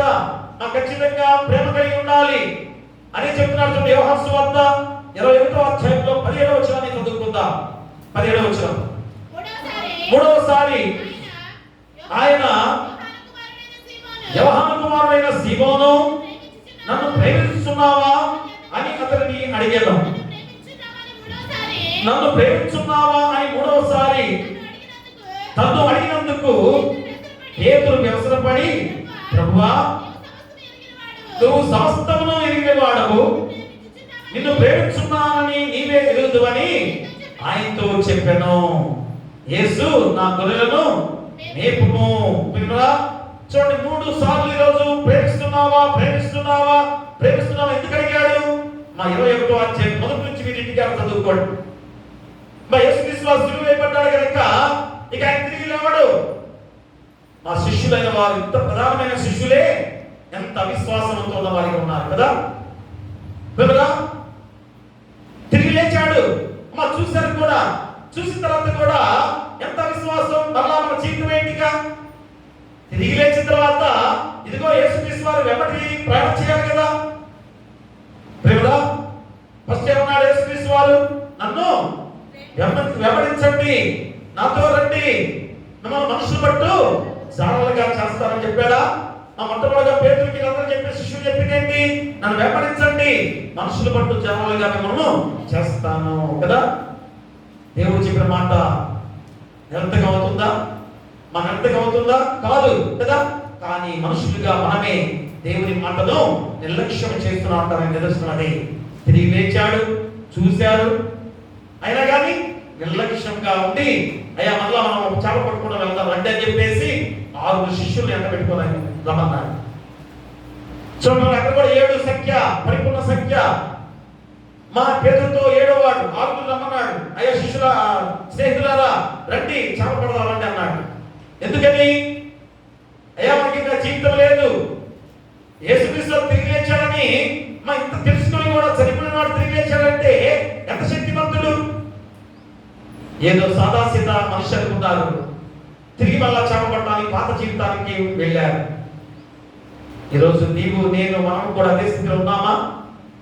మా పేతురు వలె సజీవుడుగా లేచాడని తెలిసి కూడా ప్రతిరోజు పండుగ జరుపుకుంటూ కూడా మనం సజీవుడైన దేవుడు మనకు తోడుగా ఉన్నాడు, పరిశుద్ధాత్మ మనలో ఉన్నాడని తెలుసుకుని కూడా నువ్వు ఎలాంటి జీవితాన్ని జీవిస్తున్నావు? మా మృతుల్లో ఇప్పుడు వెలుగుతున్నావా? అది పేతురు జీవితాన్ని మనకు గుర్తు చేస్తున్నాడు. కాబట్టి పేతురు దావత్సానికి మా యేసుక్రీస్తు వారు స్వయంగా అక్కడికి వెళ్ళాడు. వెళ్ళి ఏం చేశాడు? మా మొట్టమొదటిగా చేపలతో రొట్టెలతో భోజనాన్ని ఏర్పాటు చేశాడు. అంటే శారీరక ఆహారం కావాలి. నా బలహీనుడుగా ఉన్నాడు, అయ్యా బలహీనుడు ఉన్నాడు, శారీరక ఆహారం పెట్టాడు. అందుకని మొట్టమొదటిగా ఏమని అడిగాడు చూడమ్మా? మొట్టమొదటి యేసు అక్కడ కదమ్మా 15వ వచనం చూడండి. వారు భోజనం చేసిన తర్వాత యేసు సీమోను పేతురును చూచి, యోహాను కుమారుడైన సీమోను, వీరికంటే నీవు నన్ను ఎక్కువగా ప్రేమించున్నావా అని అడుగగా అతడు అవును ప్రభువా, నేను నిన్ను ప్రేమించుచున్నానని నీవే ఎరుగుదు అని ఆయనతో చెప్పాను. యేసు నా గొర్రె పిల్లలను మేపనేతతో చెప్పాను. చూసారా ఎలాంటి బలహీనుడిగా ఉన్న ఇక్కడ ఆ మొదటి ప్రశ్న ఈరోజు మనం గమనించినట్లయితే మా ప్రభు తన మాటతో పేతురులోని బలహీనతను సహలోకి తీసుకుని వస్తున్నాడు. అయ్యా పేతురు, ఎందుకు ఇంత బలహీనంగా ఉన్నావు అని ఎంత చక్కటి ఆహారాన్ని సిద్ధపరిచాడు. మా ముందుగా వారు వరం వేశారు కదా, ఎవరు చేపపడ్డాయా?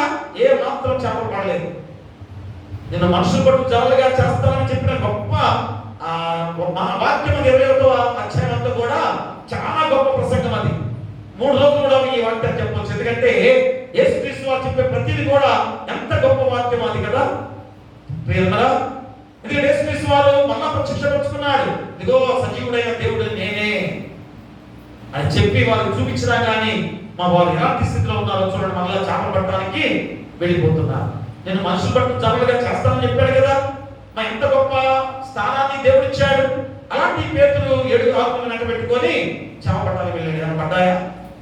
పడ్డాయా? ఏ మాత్రం కూడా ఒక్క చేప కూడా పడలేదు. ప్రియమరా, మరి దేవుడు చెప్పిన రీతిలో వేసినప్పుడు ఎన్ని చేపలు పడ్డాయి అక్కడ? అది కూడా గొప్ప వాక్యం. అది అక్కడ కూడా ప్రసంగం, చాలా గొప్ప ప్రసంగం. అంటే ప్రపంచ మానవాళంతా కూడా మా దేవుని వలలో, మా దేవుని రాజ్యంలో ఏర్పాటు చేసే గొప్ప సన్నివేశం అది. అన్ని రకాల చేపలు మా వలలో పడ్డాయి. అంటే అందరూ కూడా ప్రజలందరూ కూడా వీరు వారు లేకుండా ప్రతి ఒక్కరు కూడా దేవుని రాజ్యం ఉండే గొప్ప వాక్యాన్ని అక్కడ చెబుతున్నాడు. దాని ద్వారా వెంటనే వాళ్ళకి భోజనం సిద్ధపరచుంది. అక్కడ ఎక్కడ భోజనం ఎవరు చేశారు? మా యేసుక్రీస్తు వారు మహిమాన్వితుడుగా, శక్తి రూపుడుగా, శక్తివంతమైన దేవాది దేవుడు కదా. అక్కడ భోజనం సిద్ధపరిచారు దేవుడే. అంటే నీకు శారీరక ఆహారం ఇచ్చిన దేవుడే. అందుకని మొట్టమొదటిగా మేపుము అన్నాడు కదా. ఆ మేపుము అన్నాడు అంటే అర్థం ఏంటి?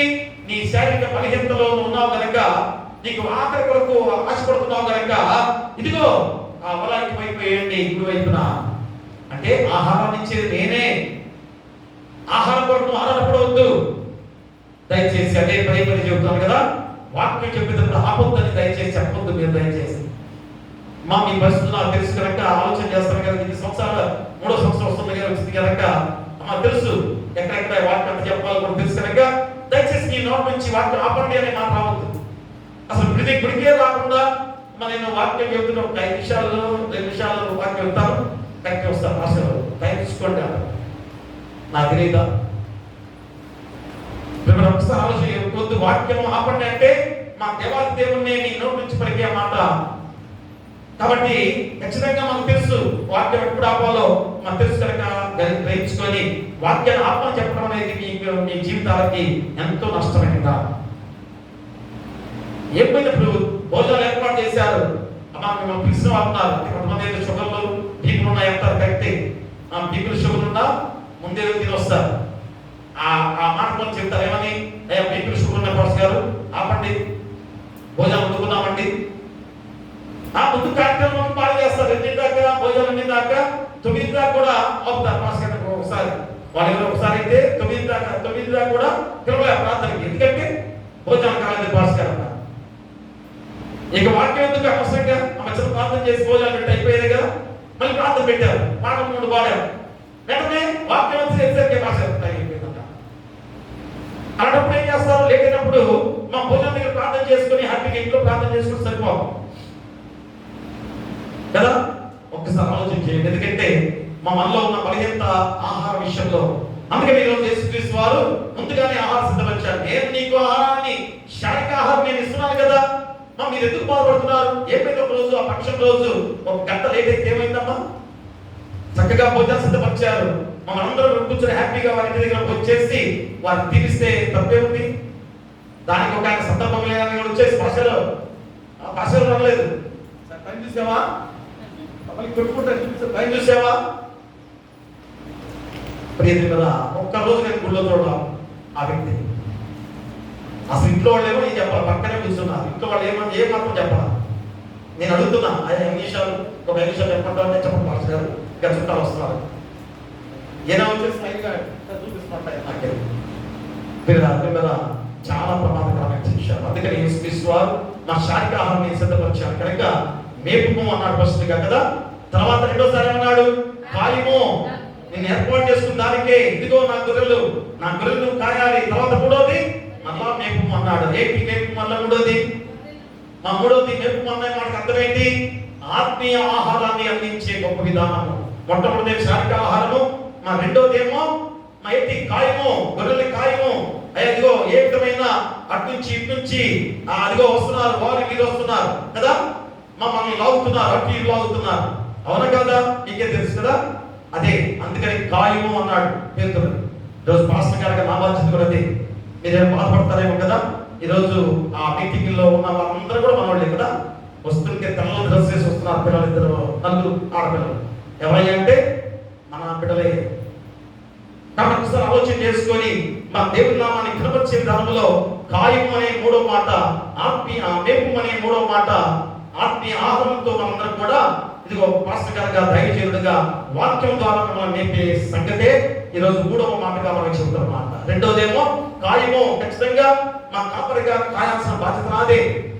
మా టీటు పోతున్నప్పుడు నేను మాట్లాడుతున్నప్పుడు మీకు బాధ కలుగుతుందేమో కదా, పాస్టర్ గారు పొందాకిదే అన్నారు. ఖచ్చితంగా కాయాలి. సంఘాన్ని పరిరక్షించబోతున్న నా బాధ్యత ఏంటి? నాకు ఇచ్చిన బాధ్యత నెరవేర్చినట్టు కాదు. మా దేవుడి విషయంలో నేను కూడా చిన్నవాడి పక్కన రాస్తాను. అయ్యా నీకు అప్పగించిన బాధ్యతలు చేసావా అడిగినప్పుడు నేనేం చేయాలి? అందుకని ప్రియది మన నేను చెప్పే ఈ మాటలు మీకు బాధ కలిగినా కానీ ఒకసారి ఆలోచించే, ఒకసారి నీ హృదయంతో ఆలోచన చేస్తే, అయ్యా నా సంఘం, నా కుటుంబాలు, నేను ఒక దేవుని ఆలయంగా ఎన్ని సంవత్సరాల క్రితం నేను ఏర్పాటు చేసుకొని దేవుని వాక్యాన్ని తెలుసుకున్నాను. నేను ఈరోజు ఎక్కడికెక్కడికో ఎత్తుకెళ్ళాలి. ఇంతకాలం దీవించాడు, ఆశ్రయించిన తర్వాత వారు నన్ను ఆకర్షింపజేసి నన్ను మాయమాటలతో నన్ను అర్పించుకున్నారని ఆలోచన చేయట్లేదా? ఒకసారి ఆలోచించేయండి ప్రియాన్ని కదా. అందుకనే మా పేతురు జీవితం ఈరోజు ఎంత గొప్ప జీవితంతో ఉన్న విధానంలో బలపరిచాడు, శక్తినిచ్చాడు. అప్పుడు పేతురు మా దేవుని సువార్తను పడించడానికి సిద్ధం చేసి పంపించిన తర్వాత రోమాలో సిలువ వేయబడ్డాడు పేతురు. ఎలాగా? తలకిందులుగా, మామూలుగా నిలువుగా వేయొద్దు. ఎందుకని? యేసు క్రీస్తు వారు తప్ప ఆ విధంగా సిలువ వేయటము నాకు వద్దండి, తలకిందులుగా నన్ను వేయమని చెప్పేసి అన్నాడు. అంటే ఇంకా ఘోరమైన సిలువ, పేతురు పడిన ఆ సిలువ కదా. ఎంత గొప్ప సాక్షిగా మార్చబడ్డాడో చూడండి. పరలోకపు తాళపు చెవులు కూడా పేతురుకు అప్పగించిన యేసుక్రీస్తు వారు కనుక నీవు నేను కూడా అలాంటి గొప్ప సాక్షులుగా ఉంటే అంతే అర్థమేంటి? బ్రతికిన విమోచనతో సంబంధం కలిగి ఉంటే నిత్య జీవానికి మార్గమే. కాబట్టి ఈరోజు ఖచ్చితంగా మా బ్రతికి ఉన్న విమోచనపై నమ్మకం ఉంచాలి. పరిశుద్ధ జీవితము రక్షణ యొక్క ప్రతిఫలమును గుర్తించాలి. ప్రేమతో సేవ చేయుట, యేసుతో సంబంధాన్ని కలిగి ఉండటం అనేది గుర్తు చేసుకోవాలి. ఈ 3 మాటల ద్వారా మా నమ్మకం ఉంచాలి. రెండోది పరిశుద్ధ జీవితం కలిగి ఉండాలి. మూడవది ప్రేమతో సేవ చేసేవాడికి ఉండాలి. అంటే అర్థమేంటి? నీ గురువు వాడికి సేవ చేసేవాడు ఉండాలి. 3 మాటల ద్వారానే ఆ యొక్క నిత్య జీవానికి మార్గంగా ముందుకు సాగే విధంగా ఉండబోతున్నా. అట్టి కృప మీకు ఉండాలని కోరుతూ మీకును మీ కుటుంబాలకు సదాకాలం దేవుడు తోడైనను గాక. ఆమేన్. సమస్త జ్ఞానం ఇచ్చిన దేవుని సమాధానము యేసుక్రీస్తు వలన మీ హృదయములకును మీ తలపులకును కావలయుండును గాక. ఆమేన్. దేవా యందు శుద్ధ హృదయము కలుగచేయుము నాంతరంగములో స్థిరమైన మనసును తనముగా పుట్టించుము. నీ సన్నిధానములో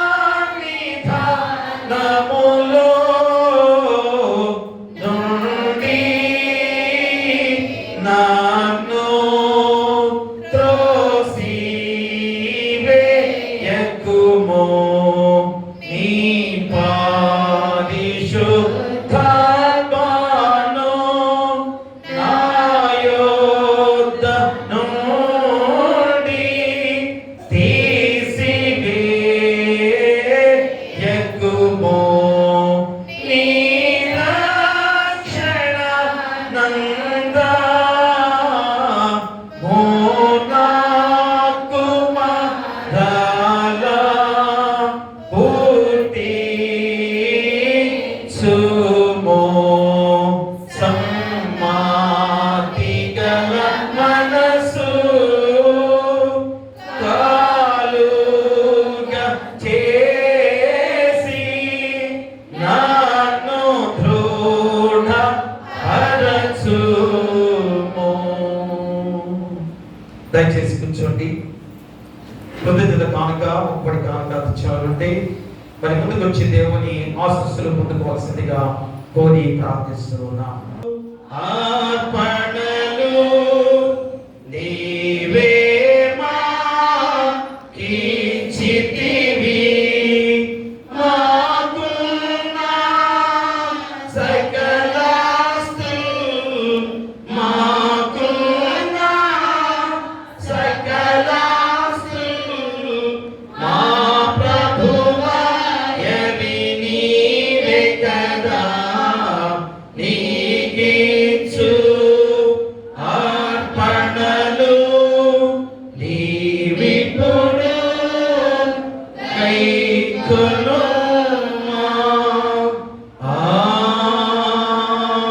ఆమేన్. ప్రార్థింతము. ముఖ్య ప్రార్థన దగ్గర ప్రభువా మా ప్రార్థన ఆలకించమని ప్రతి ఒక్కరు కూడా ప్రార్థనలో ఏకీభవించవలసిందిగా కోరి ప్రార్థిస్తున్నాం. ప్రార్థింతము. సర్వశక్తియు మిగిలిన కనికరం గల దేవా, మా ప్రభువైన యేసుక్రీస్తు యొక్క తండ్రి, నీవు మాకు అనుగ్రహిస్తున్న మేళ నిమిత్తమును మా ఇళ్ళ నీగల కరుణ వాత్సల నిమిత్తమును నిన్ను స్తుతించుచున్నాం. ముఖ్యంగా నీ ప్రియ కుమారుని మా కొరకు ఇచ్చినందుకును, నీ చిత్తముల కృపను మాకు బయలుపరిచినందుకును నీ కృతజ్ఞతాస్తుతులు చెల్లించుచున్నాం. మేము యథార్థమైన మంచి హృదయముతో నీ వాక్యమును అంగీకరించి భద్రపరుచుకొని సర్వదా మంచి ఫలములను ఫలించున్నట్లు దానిని మాలో నాటింపుమని నిన్ను వేడుకొనుచున్నాము. రక్షణ కలిగించిన నీ వాక్యమందలి పవిత్రమైన బోధయందు నీ సార్వత్రిక సంఘమును కాపాడి ఏలుమనియు అందువలన నీ యందు మాకు గల విశ్వాసం బలపడి సకల జనుల యందు మాలో ప్రేమ వృద్ధి పొందినట్లు అనుగ్రహించుమనియు మిగిలిన మనపూర్వకముగా నిన్ను వేడుకొనుచున్నాము. నీ వెలుగును నీ సత్యమును భూదిగంతములకు వ్యాపింపచేయము. మా సృజనులకు సకల జనాంగములకు నీ సువార్తను ప్రకటించుటకు నమ్మకమైన గురువులను బోధకులను ప్రతిష్ఠించి వారి పనులను యందును వారి నడిపించి కాపాడి అభివృద్ధి కలుగు చేయము. సంఘములకు సంబంధించిన శాస్త్ర పాఠశాలలను వేద పాఠశాలలు ఇతర పాఠశాలను దీవించుము. వారి నుండి వాక్య సేవ యందును రోగులకును కష్టములో ఉండు వారికి పేదలకును పరిచర్య చేయటి యందును జీవనోపాయానికి యందును నిన్ను సేవించు స్త్రీ పురుషులు బయలువెడనట్లు అనుగ్రహించుమని వినయముతో వేడుకొనుచున్నాము. నీ వాక్యమున వెలుగు మా హృదయమున నేత్రములు ప్రకాశింపనిమ్ము. పరిశుద్ధ బాప్తిస్మమునందు నీ బిడ్డలతో చేసిన ఒడంబడికను వారు నిలుపుకొనున్నట్లు సంఘ బిడ్డలందరినీ కాపాడము. వారి నీ యందు విశ్వాసము గల వారిని గను నీ చిత్తమును శిక్షించుకున్న వారిని పెంచుతున్నట్లు తల్లిదండ్రులందరికీ నీ కృపను అనుగ్రహించుము. అధికారులందరికీ ముఖ్యంగా రాష్ట్రపతికి ప్రధానమంత్రికి ముఖ్యమంత్రులకును గవర్నర్లకును శాసన నిర్మాణ సభ్యులకును న్యాయాధిపతులు మొదలగు వారికి అందరికీ గ్రామ సర్పంచులకి ఎంపీటీసీ జెడ్పీటీసీ వారికి అందరికీ క్షేమమును ఆరోగ్యమును అనుగ్రహించుము. వారి నీతి న్యాయములలో పెట్టి దివ్యమైన నిశ్చిత ప్రకారం ఏరునట్లు వారికి కృపను అనుగ్రహించుము. శాంతి స్థాపనలో ప్రపంచ పాలకులు నాయకులు నిశ్చిత ప్రకారం చేయనట్లు వారిని జ్ఞానమును అనుగ్రహించి నడిపించుము. ఓ దేవా, ఆయా విధమైన ఆపదలో ఉన్న వారందరూ ముఖ్యంగా నీ నామము నిమిత్తమును నీ సత్యం నిమిత్తమును సంపడుచున్న వారు తమ బాధలు తండ్రి భావంగా నీ చిత్తమును అనుసరించగలిగిన తెలుసుకొని సహించుకున్నట్లు వారిని పరిశుద్ధాత్మ చేత ఆదరింపము. మా శరీరాత్మలకు హాని నుండి అపాయం నుండి తప్పు బోధ నుండి చెప్పశక్యముగా నీ దయను కృపను కనికరమును బట్టి మమ్మను కాపాడుము. కష్టకాలంలో సకల జనులకు ముఖ్యముగా నిన్ను నమ్మువారికి సహాయకుడుగాను రక్షకుడుగాను కనపరుచుకున్నామని నిన్ను వేడుకొనుచున్నాము. యుక్త కాలమందు ఆవశ్యకమైన భూఫలములను మేము అనుభవించినట్లు వారి వృద్ధి పొందింపుము. జీవనోపాధికి అవసరమైన న్యాయమైన వృత్తులను పవిత్రమైన విద్యలను ఉపయోగకరమైన జ్ఞానమును వికసింపజేసి ఆశీర్వదింపుము. ఓ దేవా, ఈ మనవికులు మేము నిశ్చిత ప్రకారం అడుగుచున్నా. ఎవరైతే వృద్ధాప్యం ఉన్నవారు అనివేస్తున్నవారు ఎవరి ఉన్నవారు చిన్న బిడ్డలు కుష్ఠరోగులు అనాథలు అభాగ్యులు గర్భిణీ సుఖం దయచేయండి. బాలింతరాలు తన బిడ్డలను క్షేమంగా ఉంచండి. పిల్లలు లేని వారి బిడ్డలు దయచేయండి. వివాహాలు కాని వారికి వివాహాలు చేయండి. గృహాలు లేని వారికి గృహాలు ఇవ్వండి. ఉద్యోగాలు లేని ఉద్యోగాలు దయచేయండి. అలాగే ఆర్థికంగా ఇబ్బంది పడుతున్న ఆర్థికంగా సహాయం చేయండి. విధవరాంధ్ర పక్కన వ్యాఖ్యలు చేస్తూ మీ కృపను వారికి అర్పింప చేయండి.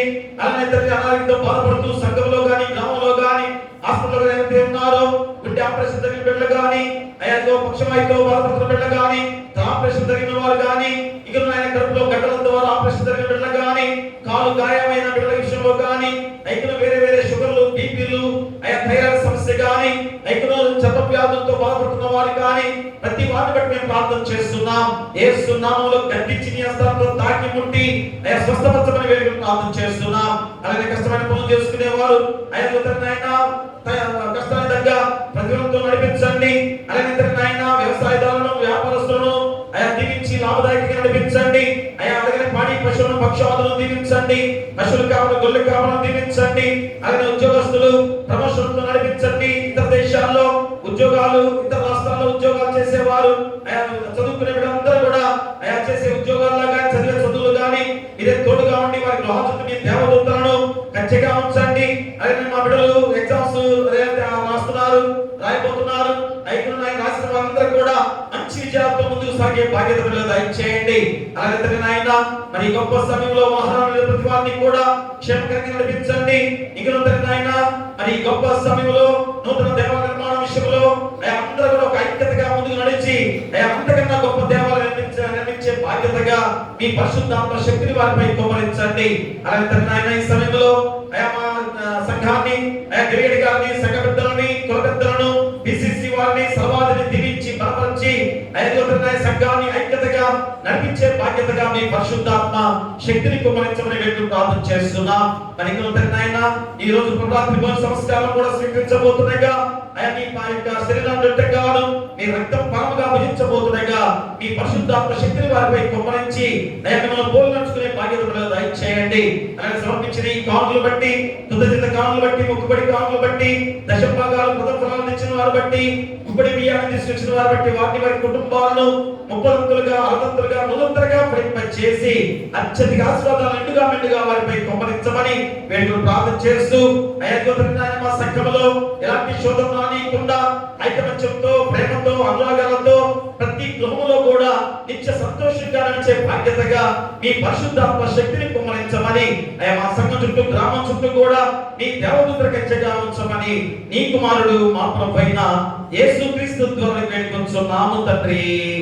ఆమేన్. పరలోకమందున మా తండ్రి, నీ నామం పరిశుద్ధపరచబడును గాక, నీ రాజ్యం వచ్చును గాక, నీ చిత్తం పరలోకమందు నెరవేర్చును, భూమి అందు నెరవేరును గాక. మన ఆహారం నేడు మాకు దయచేయము. మా అపరాధము చేసిన వారిని మేము క్షమించున్న ప్రకారం మా అపరాధములను క్షమించుము. శోధనను తేకాదులను తప్పించుము. రాజ్యమును, శక్తియు, మహిమయు నిరంతరము నీపై ఉన్నవి. ఆమేన్. ఆమేన్. దయచేసి కూర్చోండి. నిర్ధారణ తీసుకునే బిడ్డలు దయచేసి ఒక 5 నిమిషాలు నిర్ధారణ ఇద్దాం. హరి